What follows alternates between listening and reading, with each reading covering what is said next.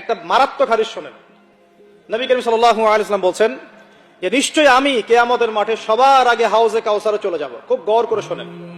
নিশ্চয়ই আমি মুহাম্মদ সাল্লাল্লাহু আলাইহি ওয়াসাল্লাম কিয়ামতের মাঠে সবার আগে হাউজে কাউসারে চলে যাব, সবার আগে।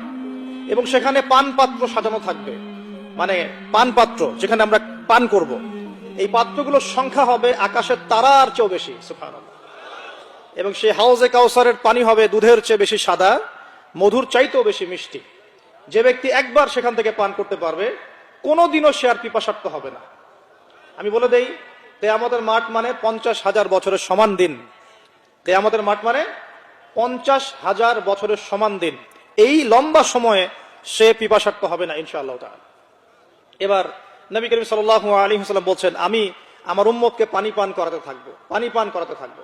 সুম্মা ইউহালু বাইনি ওয়া বাইনাকুম, এরপরে হঠাৎ করে দেখা যাবে আমার উম্মত এবং আমার মাঝখানে একটা পর্দা ফেলে দেওয়া হবে।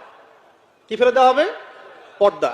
নবী সাল্লাল্লাহু আলাইহি ওয়াসাল্লাম জিজ্ঞাসা করবেন, ইন্নাহুম মিন্নি, এরা তো আমার উম্মতের অন্তর্ভুক্ত, পর্দা কেন পড়ে গেল? ইন্নাহুম মিন্নি, তারা তো আমার অংশ, পর্দা কেন পড়ে গেল? আল্লাহ রাব্বুল আলামিনের পক্ষ থেকে জানানো হবে, হে নবী আপনি জানেন না, হে নবী আপনি জানেন না যে আপনার মৃত্যুর পরে এরা দিনের মধ্যে কত কিছু সংযোজন করেছিল, কত বেদাতি আমল চালু করেছিল। ইন্নাকা লা তাদরি মা আহদাসা বা'দাক, হাদিসের শব্দটা এমন, ইন্নাকা লা তাদরি মা আহদাসা বা'দাক, আপনি জানেন না আপনার মৃত্যুর পর, আপনি দ্বীনের দায়িত্ব পালন করে পৃথিবী থেকে বিদায় নেওয়ার পরে আপনার দ্বীন ইসলামের মধ্যে এরা কত নতুন নতুন বেদাত চালু করেছে, আপনি তা জানতেন না। এ কারণে তাদের সাথে আপনার এখন কোনো সম্পর্ক নাই, আপনি তাদেরকে পানি পান করাতে পারবেন না। এবার নবী সাল্লাল্লাহু আলাইহি ওয়াসাল্লাম কি বলবেন সেটাও শোনেন। এবার আমাদের প্রিয় নবী মুহাম্মদ রাসূলুল্লাহ সাল্লাল্লাহু আলাইহি ওয়াসাল্লাম, যার হাতে আমরা পান পাত্র পেতে চাই, যার সুপারিশ পেতে চাই, যার ইশকের দাবি আমরা করি, তিনি বলবেন, সুহকান সুহকান, তোমরা দূর হও, এখান থেকে দূর হয়ে যাও।